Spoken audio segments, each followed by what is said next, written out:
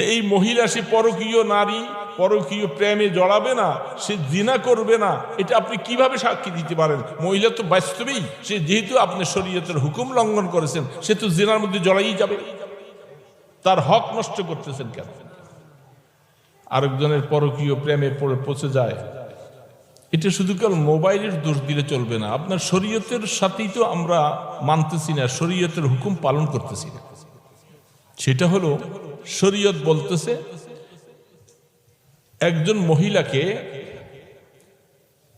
কমপক্ষে 4 মাস 10 দিন এতটুকু পর্যন্ত তাকে সময় দেওয়া। এর বাহিরে স্বামী তার থেকে দূরে থাকলে তাড়াতাড়ি তাকে স্বামী পাশে নিয়ে আসা। হযরতে ওমর ফারুক রাদিয়াল্লাহু তাআলা আনহু তিনি রাত্রে ছদ্মবেশে ঘুরতেন বিভিন্ন জায়গায়।